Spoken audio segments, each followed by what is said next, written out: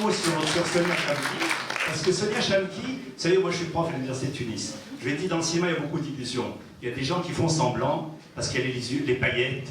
Sonia Chamki ne fait pas semblant. C'est une femme qui fait des films avec son cœur, avec ses tripes. Et c'est une femme, comme je vous ai dit, qui est écrivain, qui a été journaliste, qui a fait des documentaires sur les femmes militantes tunisiennes, et qui, dans ses films, ose transgresser les tabous, parler de ce que la société cache. Et, je ne veux pas être très long, vous allez voir que son film, c'est elle-même. Parce que son film, c'est comment un artiste va se servir des douleurs qu'elle a eues dans la vie, des déchirures et des blessures, il est dépassé par l'art. Et Sonia Chamki, elle a cette qualité. Elle tire de tout ce qu'elle a pu vivre, même de contraintes en tant que femme, un film d'art. Et je la salue pour ça. Voilà.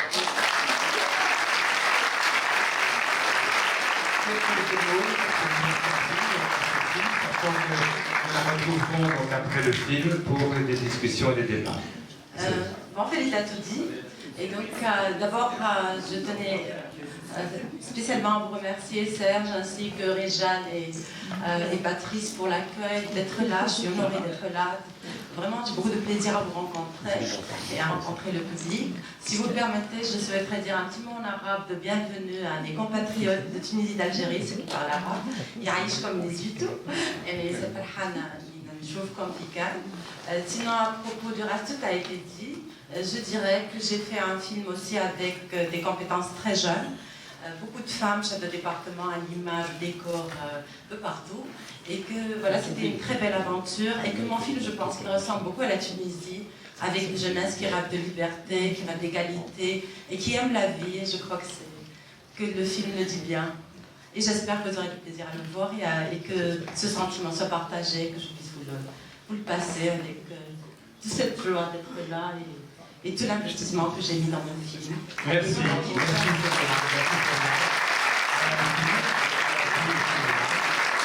Bonne connexion.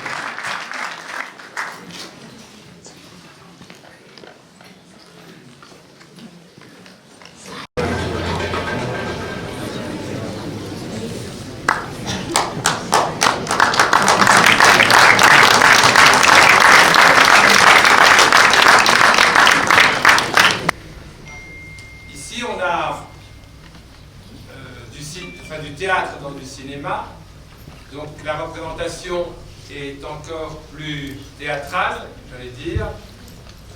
Oui, ça y est, le micro est de retour.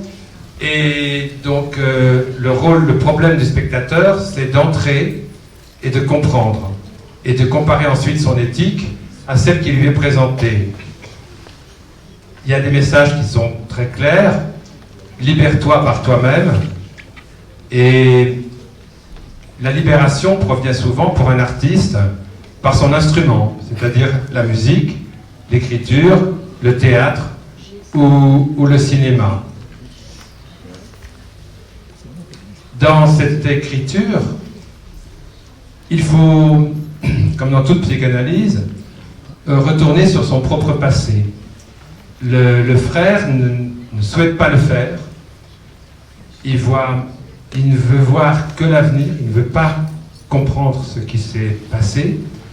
Et la réalisatrice, quelque part, enfin Inde plus exactement, le tue ou le fait tuer. Alors la première question à poser à Sonia, qui va venir me rejoindre, c'est pourquoi est-ce qu'elle a décidé de le tuer? La réalisatrice ou Hans? Ah, les deux. La passion qui le tue, il y a des amours qui tuent. Donc, d'abord, dans le récit lui-même, c'est plus la passion qui le tue. C'est un crime amoureux, c'est un crime émotionnel d'abord. Ensuite, peut-être que j'ai voulu un tout petit peu sacrifier. C'est un peu à l'image du Christ, en fait, pour qu'elle puisse être libre. Donc, c'est aussi... donc, c'est un film qui va sur plusieurs registres. Il y a aussi une dimension un peu tragique que j'assume. Mais c'est comme un être de lumière qui accorde à tout le monde la liberté. Et donc, la leçon de Hans, c'est lui qu'elle lui donne. Voilà. Réjeanne, si tu veux venir nous rejoindre, ou Patrice, pour poser une autre question ou intervenir. Merci. Non, juste une question très simple. Le film s'appelle Narcisse en français. Et quel est son nom en tunisien? Et pourquoi vous avez choisi le titre de Narcisse en français? En fait, le premier titre évidemment était en arabe, en tunisien, dialectal, c'est Aziz Louhou. Aziz Louhou, c'est quelque chose d'assez câlin, d'assez amoureux. C'est à la fois celui qui s'aime, mais je donnerai une nuance. Et on dit aussi Aziz Omo, le bien-aimé de sa maman. Et donc, ça avait cette idée du bien-aimé. Par rapport, et donc, je cherchais une transposition vers la langue française. Et peut-être parce que j'aime la mythologie grecque, donc j'avais pensé au mythe de Narcisse. Donc, mais avec une petite peut-être nuance qui me semble assez fondamentale, c'est que couramment on entend par le narcissisme le plaisir de se contempler, de se voir, d'être très content de soi-même. Mais dans le vrai mythe, Narcisse ne se regarde pas dans un miroir, donc il n'a pas une image fixe de lui-même, il se regarde dans l'eau. Et par essence, l'eau bouge, et donc ce qu'il a, c'est un reflet qui bouge, c'est un reflet qui risque de s'évanouir à chaque moment. Et donc c'est plus l'introspection, comme vous avez dit, un peu la recherche de soi. Et voilà, c'était plus dans ce sens-là, de la quête de soi, de la recherche, du risque de se perdre. Il se perd dans l'amour, d'ailleurs il se perd dans la passion. Et donc voilà, c'était ça. Cette introspection, pour Inde, elle est aidée en particulier par les femmes, et uniquement les femmes. Et les hommes jouent un rôle qui semble externe, différent, qui n'est pas dans le monde, et ne trouve pas d'aide par les hommes, sauf son frère. Il y a un grand amour qui c'est lui qui la libère au fond. Mais en même temps, il y a cette amitié entre femmes, cette complicité. En fait, Aroussi Fatma Ben Saïden, c'est l'une des plus grandes actrices de théâtre, essentiellement, qu'on voit dans des petits rôles dans les films par moment, mais c'est un pilier du théâtre tunisien et c'est une grande amie. Et il se trouve que je voyais qu'elle incarnait parfaitement cette femme du peuple, pas forcément les traits, mais qui connaît la vie, qui connaît la vraie vie, et qui représente cette tolérance, cet amour de l'autre, cette possibilité d'être ouvert, de compatir, de ne pas juger. Et donc voilà. Et je crois que dans la complicité avec les femmes, c'était important aussi, parce que c'est aussi une mère de substitution. La vraie mère, tant dans la folie, parce qu'elle perd ce garçon bien-aimé qu'elle adore, qu'elle croit protéger en l'expulsant de la maison, donc c'est une grande douleur. Et donc ce qui fait une grande... Et elle est quand même un être un peu du ressentiment, contrairement à Marty, qui lui a pardonné, a dépassé, qui aime la vie, qui a du talent, qui donne de la joie. Elle est restée dans cette violence intérieure. Et sans la mère, sans cette figure fondatrice qui est la mère, et Aroussi, c'est aussi cette maman qui la libère, qui l'accompagne. Voilà. Et c'est important, et je suis très amie avec lui. Au début du film, Inde elle ne sait pas bouger, elle ne sait pas danser, elle ne sait pas bouger les hanches. Et à la fin du film, au contraire, elle danse. Et elle danse en toute liberté. Le rôle de la musique et de la danse est essentiel. Ah oui, il est fondamental. Absolument, c'est fondamental. D'abord, en fait, c'est danser. C'est juste qu'il y a une autorité qui s'exerce sur elle, qui l'oppresse, et qui fait que de cette danse, au départ, quelque chose d'un peu maladif, d'un peu hystérique. Mais à la fin, quand elle danse d'elle-même, parce qu'elle a dépassé, parce qu'elle s'est réconciliée avec elle-même, parce qu'elle est capable de s'aimer d'aimer les autres, c'est aussi un des aspects de Narcisse, du mythe de Narcisse.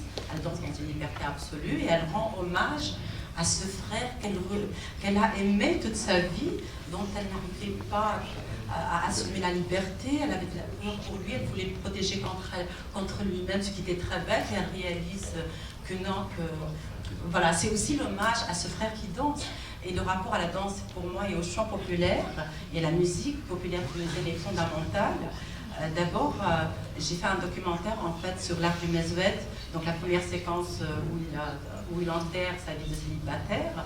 Il y a le Mesoued, et cette musique populaire fondamentale a été interdite pendant 30 ans de tous les mass médias en Tunisie, parce que c'est un peu l'équivalent du blues.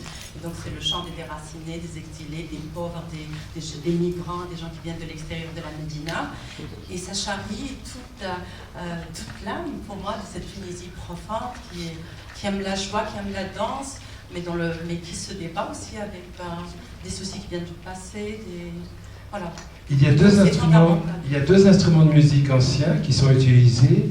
D'une part, une sorte de cornemuse, et d'autre part, un instrument à cordes pincées, donc de la famille des guitares. Oui, c'est la honte, oui. Et donc ce sont deux versions de la musique tunisienne, de la musique arabe en général, la version populaire et le version savant. Et dans les deux, il y a l'âme du peuple, il y a l'âme du pays, et il y a l'amour de la vie.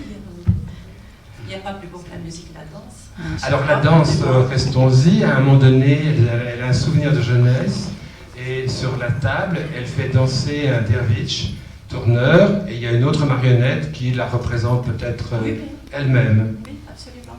Donc c'était un peu l'idée fondatrice du film que l'art libère, et donc c'est une petite histoire qu'elle se raconte à elle-même, où elle rencontre une sorte de derviche tourneur, un danseur, un peu mystique, et qui lui dit que par la danse, le mouvement, l'esprit, l'imaginaire, on peut se libérer.